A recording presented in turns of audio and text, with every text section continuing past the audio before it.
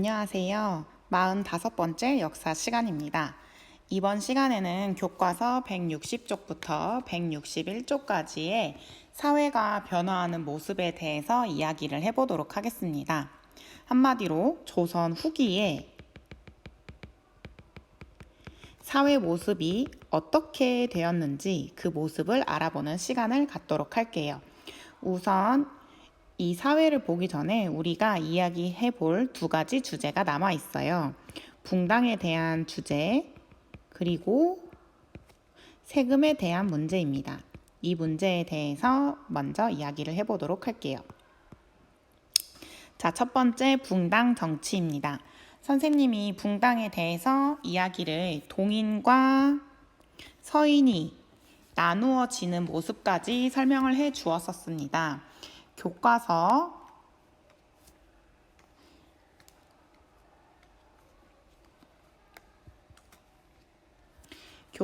133쪽에 붕당의 형성 과정에서 이 둘이 나누어지는 첫 모습을 공개했었습니다. 김효원 그리고 심의겸에 대한 이야기를 나눴었고요. 이 둘이 나누어질 때 중요한 자리가 하나 있었죠. 그 자리를 차지하기 위해서 싸움이 시작됐었습니다. 그 자리가 어떤 자리인지 기억나나요? 바로 이조전랑의 자리였습니다. 이조전랑은 3사의 관리의 인사권을 가졌고 그리고 자신의 후임자를 추천할 수 있는 권리, 이 두 가지 권리 때문에 서로 이 자리를 차지하고 싶어 했죠. 3사의 관리, 인사권, 그리고 후임자, 추천권. 이 3사는 어디였는지 기억이 나요? 사헌부, 사관원, 홍문관이라고 불리는 언론 기능을 담당한 세 가지 기구였습니다. 기억이 안 나는 친구들은 앞에 페이지로 돌아가서 조선 전기 부분을 보면서 복습을 하는 것도 좋을 것 같아요. 자, 이렇게 선생님이 다시 한번 짚어주는 이유가 있겠죠. 잘 생각해 보세요. 사헌부, 사관원, 홍문관이라고 하는 이 3사, 언론직에 대한 관리를 임명할 수 있는 인사권, 그리고 자신의 후임자를 추천할 수 있는 이 권리, 이걸 다 가지고 있는 이조전랑, 이 자리를 차지하면 무엇이 좋겠어요? 내가 만약 이조전랑이 되었다고 생각해 봅시다. 그러면 언론 기관을 차지할 수가 있게 되는 거예요. 이 3사를 관리를 다 임명할 수 있으니까요. 그러면 언론 기관을 차지한다는 건 왕에게 의사 전달에 유리하게 됩니다. 그런데 당연히 자신의 의견과 맞는 친구들을 등용을 하겠죠. 그런데 또 이 사람이 이 관직에서 물러나게 되면 또 자기가 마음에 드는 사람을 후임자로 추천을 하게 됩니다. 그러면 이 사람은 또 자신의 당파에 있는 사람을 3사에 추천을 할 수 있는 거예요. 이런 식으로 자신의 의견과 맞는 사람들을 3사의 관직에 다 등용을 할 수 있었고, 자신과 색깔이 맞는 사람들끼리 이렇게 동인, 서인이라고 부르면서 당파를 형성해 나갔던 거죠. 그런데 붕당 정치는 지금 현재 정치처럼 서로를 견제할 수 있는 장점이 있었습니다. 하지만 자신들의 이익만을 추구하는 기관으로 변하게 되면서 그게 문제가 됐던 거죠. 또 이 동인은 이렇게 북인과 남인으로 나누어지게 되는데요. 세자를 책봉하는 문제, 그리고 정여립이라는 사람이 문제를 일으키게 되는데 이 사람에 대한 처우를 가지고 의견이 나뉘면서 북인 그리고 남인으로 나뉘게 됐습니다. 어떠한 계기로 나뉘게 됐는지 이런 것까지는 자세하게 교과서에 나와 있지 않기 때문에 여러분은 이런 단어들을 익숙하게 알기만 하면 돼요. 선생님이 이거를 익숙하게 하기 위해서 이런 설명을 해주고 있는 거니까 부담 없이 들어도 되겠습니다. 자, 이런 북인과 남인으로 나누어진 동인은 자, 이제 북인이 있는 시기, 남인이 있는 시기에 서인은 나누어지지 않고 그대로 있었어요. 자, 색깔을 바꿔서 해볼게요. 북인, 남인, 서인. 이 시기가 바로 광해군 시기였습니다. 광해군이 정권을 잡는 시기에 누구에게 많은 비판을 받았다고 했죠? 서인이었어요. 기억나죠? 이 서인에게 비판을 받고 결국 인조 반정이 일어났다고 했습니다. 이 광해군은 같이 손을 잡은 세력이 북인이었습니다. 그래서 광해군 시기에는 북인들이 관리로 많이 등용되었었죠. 근데 광해군이 인조반정으로 폐위되면서 북인들도 다 같이 나가 떨어지겠죠.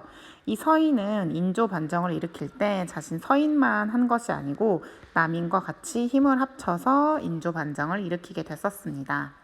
그래서 인조반정 이후에 인조가 왕이 된 시기에는 남인 그리고 서인이 같이 힘을 합쳐서 정치를 하고 있었던 시기였죠. 그런데 그 후에 남인이 탈락하고 서인 독주의 정치가 다시 시작됩니다. 그리고 그때가 바로 경신황국 시기입니다. 경신황국 시기에 남인은 이제 사라지게 되고 서인이 정권을 차지하게 되는 거죠. 서인은 정권을 차지하게 되자 또 파가 나뉘어지게 됩니다. 그때 나누어진 파가 소론과 노론이에요. 자, 하나의 당파가 정치를 주도하게 되면 이 사람들끼리 처음에는 의견을 같이 했지만 또 의견을 다르게 하는 사람들이 나타납니다. 그래서 이렇게 나누어지게 되는 거예요. 이렇게 소론과 노론으로 나누어진 서인은 정치를 또 처음에는 견제하면서 좋게 하다가 또 자신들의 이익만을 추구하는 방식으로 나아가게 되는 거죠. 그러다가 정권을 잡게 된 것이 바로 노론이었습니다. 송시열이라는 사람 들어봤나요? 송시열이 주도한 당이 바로 노론이었습니다.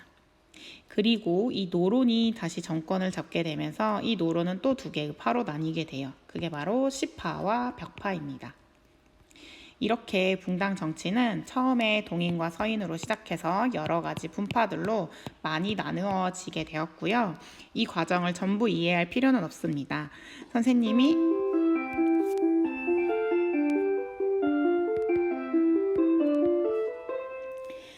이런 걸 설명해 주는 이유는 이렇게 붕당이 여러 가지로 나누어져 있었고 이런 식으로 진행이 되었다는 것을 대충 설명해 준 것뿐이에요. 여러분이 기억해야 될 것은 서인 그리고 북인 정도만 단어를 익숙하게 하고 있어도 좋을 것 같습니다. 그리고 우리 교과서에서 다루었던 동인과 서인이 나누어지게 된 계기를 잘 기억해두면 좋을 것 같아요. 자, 그러면 붕당 정치에 대한 복잡한 내용은 너무 깊게 파고들면 어렵습니다. 고등학교에 가서 자세하게 배우게 되는 시기가 있으니까 지금은 이 정도만 이해하면 될 것 같아요. 그러면 두 번째로 알아볼 것은 바로 영정법, 대동법, 균역법이라고 하는 조세제도에 관련된 내용입니다. 조세제도는 선생님이 통일신라 그리고 고려 부분에서 토지제도를 이야기하면서 설명을 해줬어요. 이때 당시에는 세금을 어떤 식으로 걷었고 그리고 수조권이라는 개념 이런 게 있었다. 지금엔 없는데 그 당시에만 있는 거라서 이해하고 넘어가야 좋다. 이런 내용들 기억하고 있죠? 그거와 관련해서 조세제도에 대한 설명을 해볼게요. 조세제도 한마디로 세금입니다. 국가는 나라를 운영하기 위해서 세금을 걷어야겠죠. 세금을 어떻게 걷을까요? 여러분은 세금을 지금 내고 있지 않아서 잘 모르겠지만 여러 가지 세금이 국가에서 걷어가고 있습니다. 이때 당시 조선은 어떤 세금을 걷었을까요? 조세, 공납, 역이라고 하는 세금을 걷었습니다. 이 조세에서는 사람에게 세금을 걷었습니다. 한마디로 한 사람당 얼마씩 내라라고 하는 사람에 대한 세금이에요. 그리고 공납이라고 하는 것은 특산물을 내는 세금이었습니다. 이것은 집집마다 얼만큼씩 내라고 하는 것이 정해져 있었어요. 역도 사람에게 부과가 되는데 사람의 노동력으로 세금을 걷는 방식이었습니다. 이렇게 이해를 하고 있고요. 조선 후기에 변화된 모습에 대해서 이야기를 해볼게요. 조세, 그러니까 이건 사람에게 1인당 얼마씩 내라. 그런데 시간이 지나면서 이 사람에게 세금을 부과하지 않고 토지에 세금을 부과하게 됩니다. 그러니까 토지를 가지고 있으면 그 가지고 있는 만큼에 대해서 세금을 내게 했던 거죠. 그러면 토지가 많은 사람은 세금을 많이 내야 했을 거고, 토지가 조금밖에 없거나 없는 사람들은 조금 냈어야 했을 거예요. 자, 특산물 같은 경우에는 집집마다 그 고향에서 나는 특산물이 있었을 겁니다. 그것을 국가에 내게 하는 방식이었는데요. 예를 들어 충주에서 사과가 유명해요. 그러면 집집마다 사과를 내게 하는 방법이었어요. 노동력을 제공한다는 것은 1년에 몇 번 정기적으로 국가에 가서 국가에서 시키는 일을 하는 것을 말했습니다. 예를 들어 성곽이 부서졌어요. 그러면 성곽을 고쳐야겠죠. 그러면 이 역으로 사람들을 불러서 노동력을 징발하는 거죠. 그러면 그 사람들은 세금의 일부로 자신의 노동력을 제공하고, 일을 했으면 돈을 받아가야 하는데 돈을 받아가지 않습니다. 왜냐하면 이거는 세금이니까요. 자, 여기까지 이해가 갔나요? 그러면 교과서를 보면서 변화된 모습에 대해서 교과서 158쪽에 있는 내용입니다. 조세제도의 개혁과 농민 삶의 변화. 자, 조세제도가 지금까지는 어떻게 운영됐는지 방금까지 설명해 주었습니다. 그런데 개혁, 자, 변화가 일어났다는 거죠. 조선 후기에 가면 조세제도의 변화가 일어납니다. 그리고 이 변화에 따라서 농민들의 삶이 변화된 모습을 공부해 보도록 할게요. 조선시대의 백성은 전세, 공납, 역의 의무를 져야 했습니다. 양난 이후, 그러니까 임진왜란과 병자호란을 거치면서 토지와 인구가 줄어들고 농민들은 살기 어려운데도 부담이 계속 있게 되죠. 세금을 내야 되니까요. 그런데 살기 어려워졌는데 세금은 그대로니까 부담이 늘어났을 겁니다. 정부는 농민들의 부담을 줄여주고 국가 재정을 확충하기 위해서 토지세 공납 군역의 제도를 개혁하고자 합니다. 자, 그러면 어떻게 개혁했는지 알아보도록 할게요. 영정법, 그러니까 토지에 원래 냈던 세금은 그 당시 조선 전기에는 풍년에는 20두씩 내고 흉년에는 4두씩 내도록 했습니다.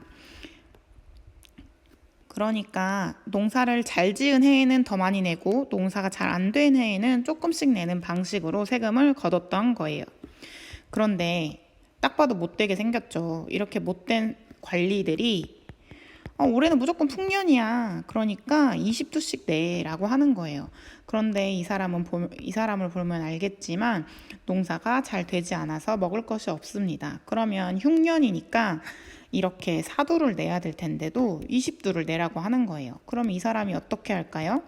4두를 국가에 바치고 이 관리가 나머지 16두를 가지는 거겠죠. 이렇게 나쁜 방식으로 변질이 되다 보니까 국가에서는 다른 방법을 생각해낸 겁니다. 전쟁이 끝난 지 얼마 안 됐고, 그리고 가뭄, 흉년이죠. 그러니까 사두만 거두었습니다. 이렇게 된 거예요. 그러니까 한마디로 이렇게 변한 거죠. 이제는 풍년과 흉년에 상관없이 사두만 내라 라고 하게 된 것입니다. 그러니까 이 방법에서 이 방법으로 변화하게 되고, 결국 영정법이라는 건 1결당 사두의 세금만 내면 되는 조세의 변경입니다. 1결이라고 하는 거는 토지의 면적인데요.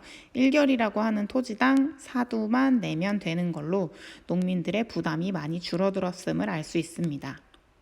자, 그 다음은 대동법에 대해서 볼게요. 대동법은 바로 공납에 대해서 변화된 세금 방법입니다. 공납은 특산물을 내는 것이었습니다. 이 특산물을 내는 세금은 관리나 중인이나 그리고 일반 백성, 농민들이나 모두 공평하게 냈었습니다. 그런데 자, 이렇게 돈 많은 사람들, 관리들이 나타나서 일반 백성들에게 이렇게 말을 하는 거죠. 자네는 공물을 내가 먼저 냈으니 수고비를 줘야겠다. 백성들은 살기가 어려웠어요. 농사를 계속해서 지어야 되니까요. 그런데 이 지역에 특산물이 있는데 그 특산물을 이 사람들이 모두 다 재배하는 건 아니잖아요. 그러면 그 특산물을 이 사람이 구해서 관리에게 내야겠죠. 그런데 이 돈 많은 사람들은 돈이 많으니까 가서 이제 특산물을 미리 사서 관청에 세금으로 내버리는 거예요. 그리고 나서 이 사람에게 수고비를 받아가는 거죠. 근데 이 사람이 시간이 없어서 이 사람에게 부탁을 한 거면 이 사람에게도 좋고 이 사람에게도 좋았을 텐데 나중에는 이 사람이 특산물을 낼 수 있는데도 이렇게 관리들이 자기 마음대로 특산물을 먼저 내버린 다음에 계속 수고비를 달라고 합니다. 이 사람은 너무나 억울하겠죠. 그래서 또 방법이 변화하게 됩니다. 이제 우리처럼 땅이 없는 사람은 공물을 안 내도 된다면서 땅을 가진 사람은 공물 대신 쌀이나 옷감, 돈을 낼 수 있대. 이게 무슨 말이냐면요. 원래는 공물을 모두 다 냈었는데 이제는 땅이 있는 사람에게만 공물을 내라고 하는 겁니다. 그럼 이 사람은 땅이 없어요. 그러면 공물을 내지 않아도 되겠죠. 그러면 이렇게 부당하게 수고비를 받아가는 사람으로부터 부당한 행위를 받지 않아도 될 수 있게 바뀐 것입니다.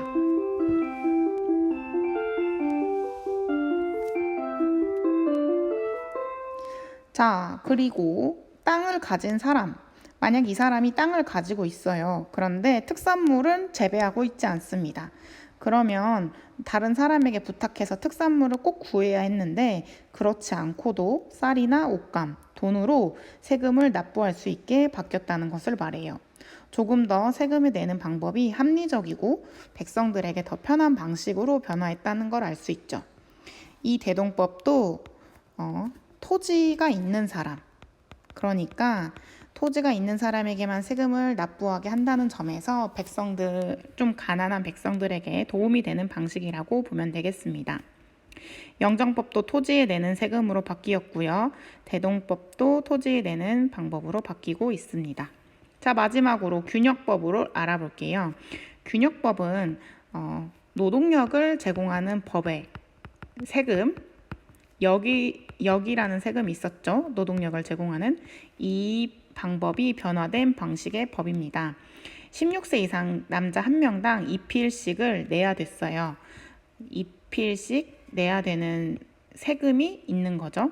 그런데 우리 집은 6필을 내야겠다라고 생각을 하고 있어요. 그런데 여기 사람이 와서 그럼 자네가 2필을 내야겠네 라고 이야기를 하죠. 여기 있는 사람들은 2명, 6필을 내면 됐는데 여기 있는 사람이 이렇게 혼자 와서 2필을 내려고 합니다. 그런데 양반 것까지 합쳐서 4필을 내라고 하는 거예요. 자, 원래는 노동력을 제공하는 게 바로 여기였습니다. 그런데 노동력을 제공하는 방식에서 조선 후기에는 이렇게 2필씩 내는 방식으로 노동력 대신 이것을 제공해도 된다라고 하고 법이 바뀌게 된 거예요.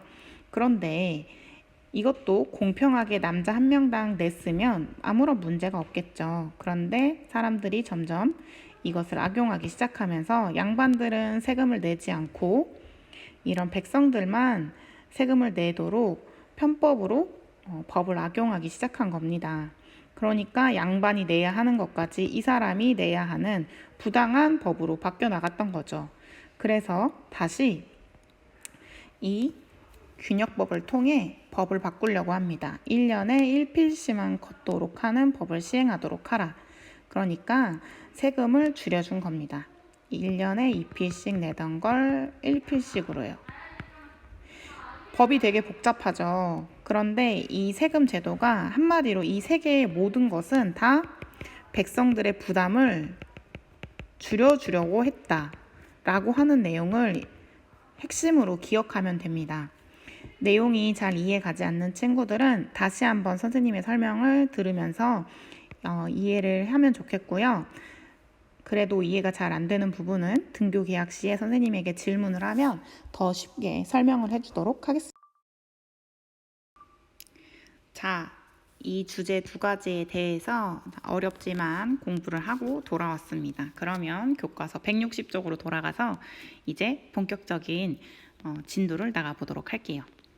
실학 사상의 발달이라고 하는 이 두 번째 중단원에서는 실학이라고 하는 내용이 주가 됩니다. 이러한 실학이 등장하게 된 이유는 사회가 변화했기 때문인데요.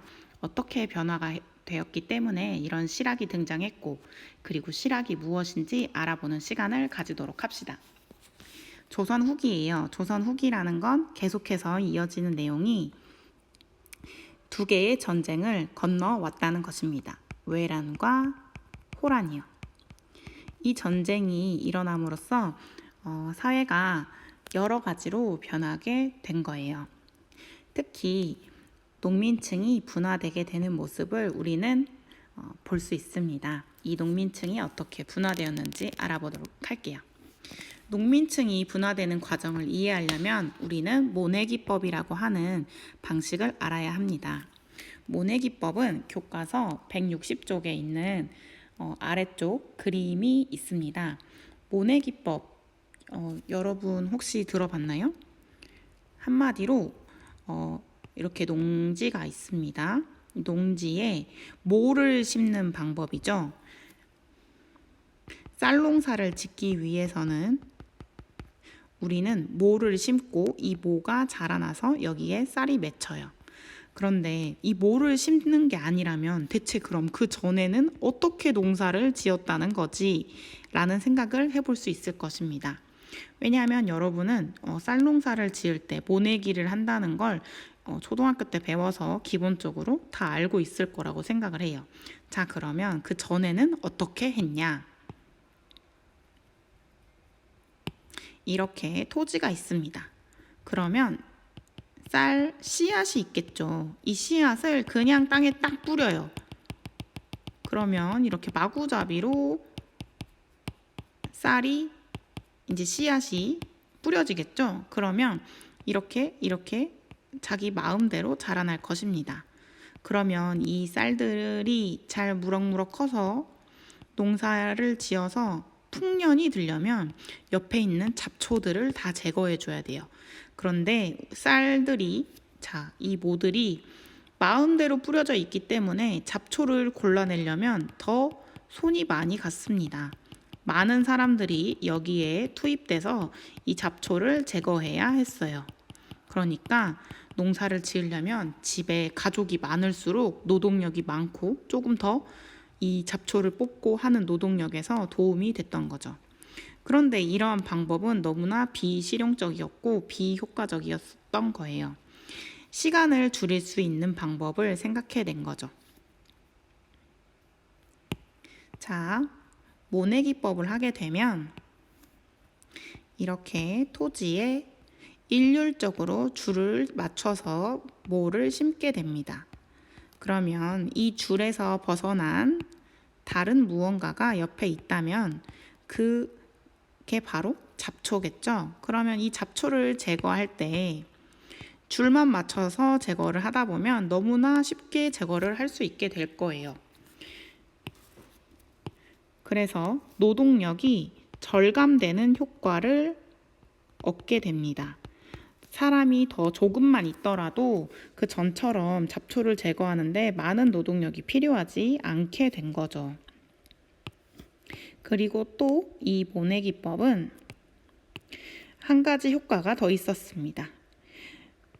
모를 바로 이렇게 논에 뿌리지 않고 우선 모판이라는 곳에 모내기 씨를 쌀 씨를 먼저 심죠. 그러면 여기 모가 자라는 동안에 이 토지는 놀고 있습니다. 그래서 이 토지에 다른 농작물을 심을 수 있게 돼요.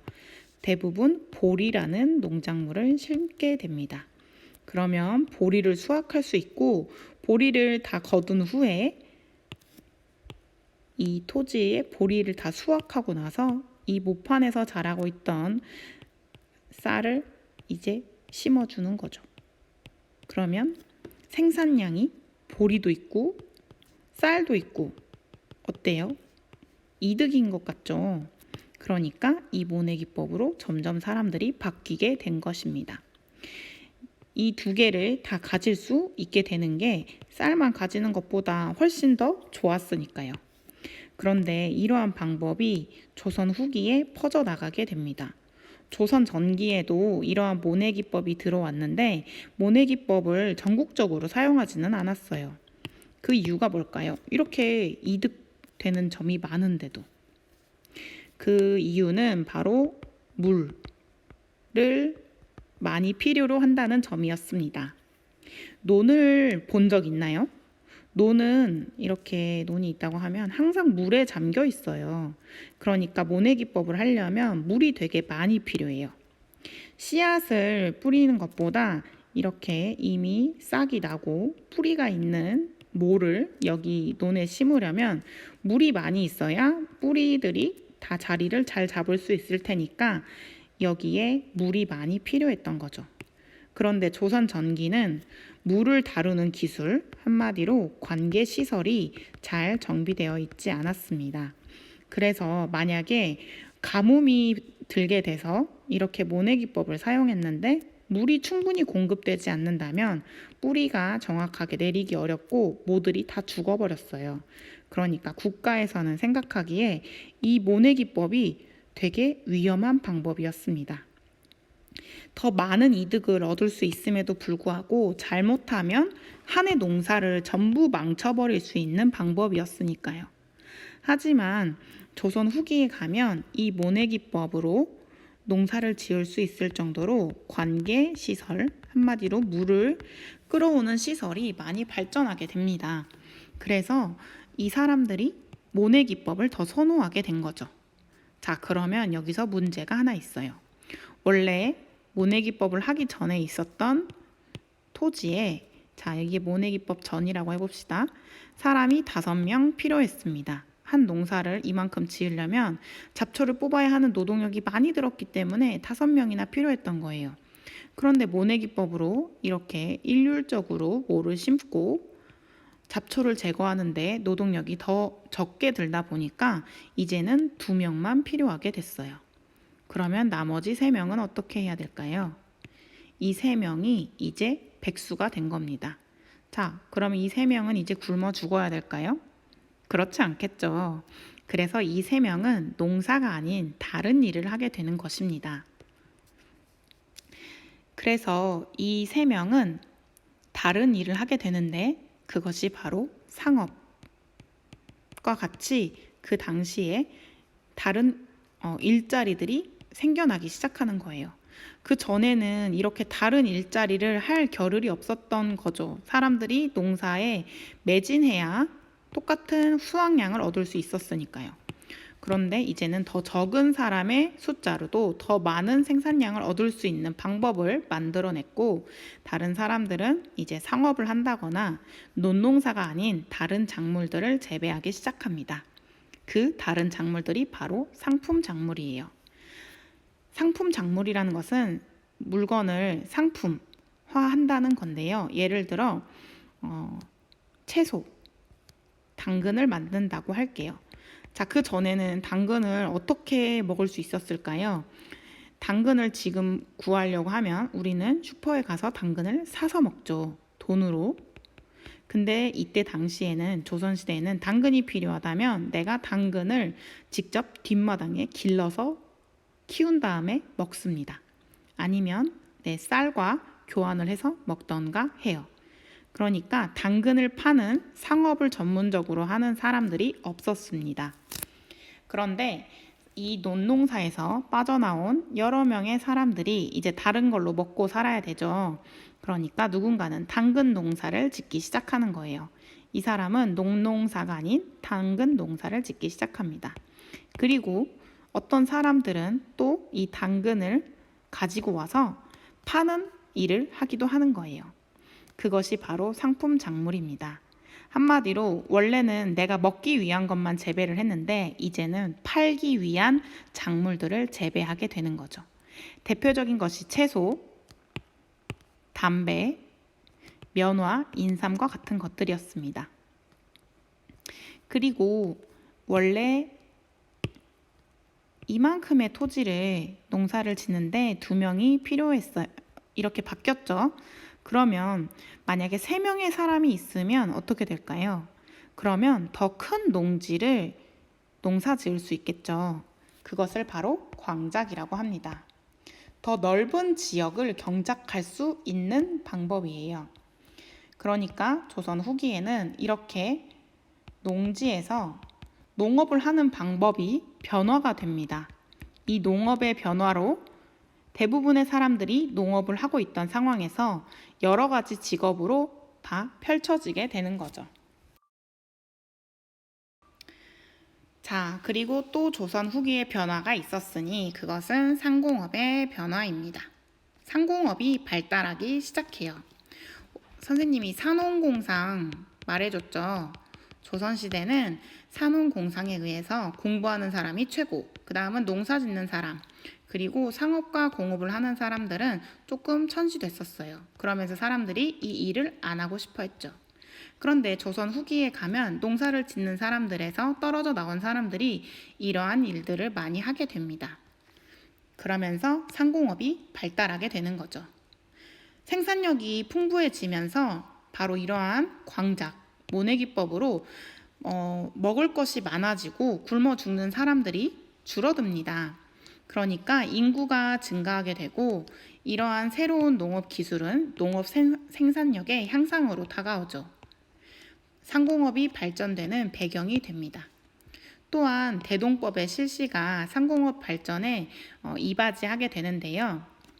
이 대동법 오늘 배웠죠. 공납으로 특산물을 받게 되는 방식이었는데 이제는 특산물이 아니고 돈이나 쌀로 세금을 내는 방식이었습니다. 그러면 국가 정부에서는 이 특산물이 필요한 건 똑같은데 돈이나 쌀로 거두어 버리게 된 거니까 이 세금으로 거둔 돈이나 쌀로 이 특산물을 국가에서 사야겠죠. 그래서 대동법의 실시가 상공업의 발전으로 이어지게 되는 겁니다. 한마디로 이 돈이나 쌀을 받은 국가가 공인이라고 하는 새로운 일을 하는 사람들을 만들어서 이 사람들에게 특산물을 사오라고 시키는 거예요.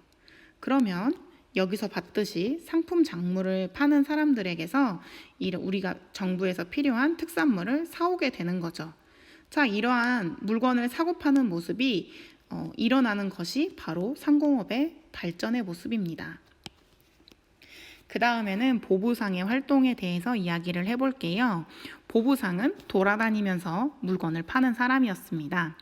원래는 이렇게 물건을 사고 파는 것이 익숙하지 않았기 때문에 이러한 보부상들도 많이 필요하지 않았는데 점점 물건을 사고 파는 상공업이 발전하면서 시장이라는 개념이 더욱더 뚜렷해지고 정기적으로 시장이 열리기 시작합니다. 그러면서 이 보부상들이 직업적으로 이 시장을 돌아다니면서 활동을 하게 되는 모습들이 나타나요. 그게 바로 보부상의 활동 증가라고 할 수 있겠습니다. 그리고 사상이라는 게 등장을 하는데요. 사상은 국가의 허락을 받지 않고 상업 활동을 하는 사람들입니다. 당시에는 시전상인이라고 하는 상인들이 있었어요. 이 시전상인들은 국가에서 특권을 받고 상업 활동을 하는 특별한 상인들이었다고 생각하면 됩니다. 이렇게 특별하게 상업을 하는 사람들에게 폐를 끼치는 게 바로 사상들이었는데요. 국가에서 허락을 해주지 않았는데 이 시전 상인들이 파는 물건을 이 사상들이 불법적으로 팔았습니다. 그런데 이 시전 상인들에게는 이 사상을 혼낼 수 있는 권리가 있었어요. 그러니까 이렇게 허락을 받은 시전 상인이 있고 그런데 내 물건 파는 가게 앞에서 사상, 그러니까 허락을 받지 않은 사람이 나와 똑같은 물건을 팔고 있습니다. 그러면 이 사람이 가서 이 사람을 혼낼 수가 있었어요. 그러니까 조선 전기에는 이 시전 상인들이 물건을 독점해서 팔았던 거죠.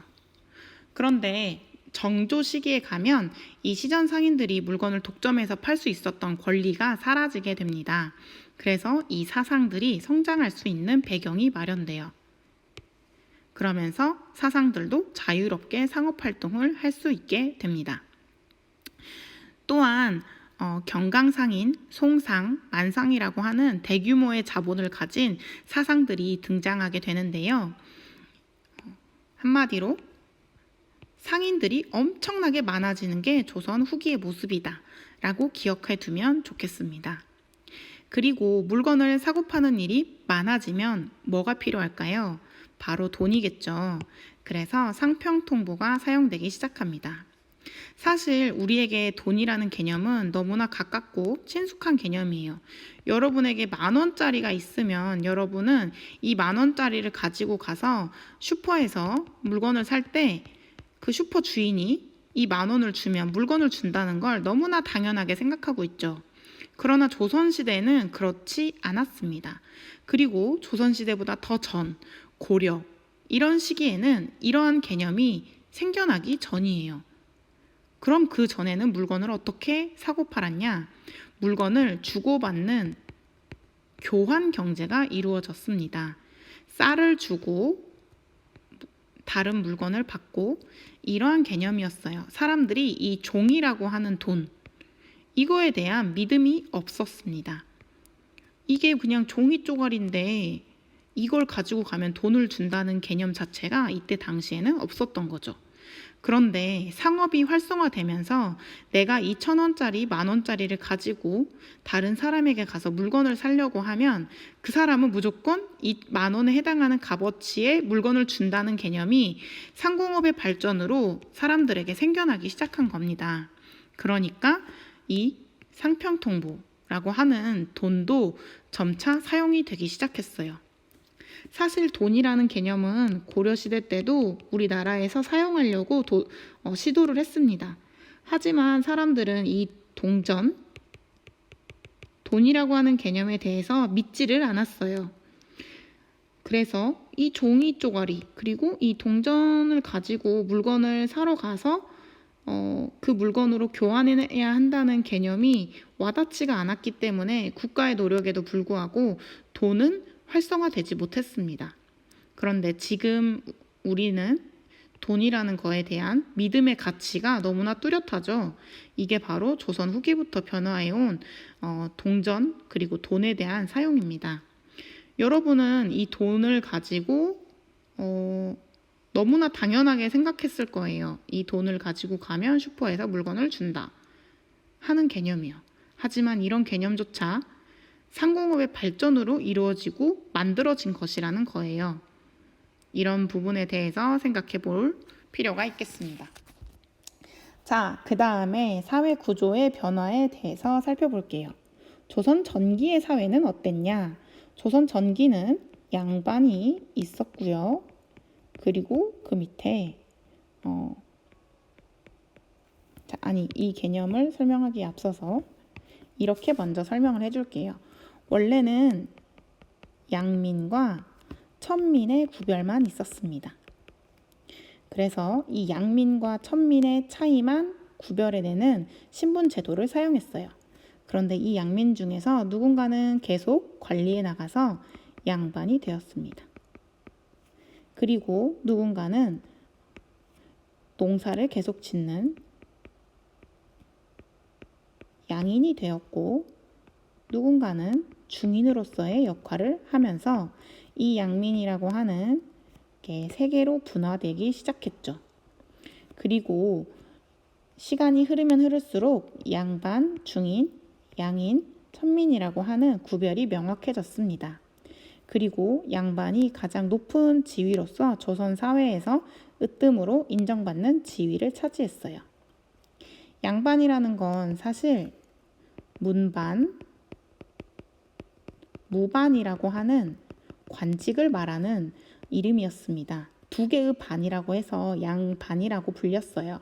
그런데 이렇게 관리에 나간 사람들이 집안이 계속해서 관리에 나가고 세습처럼 하나의 신분화 시켜진 것입니다.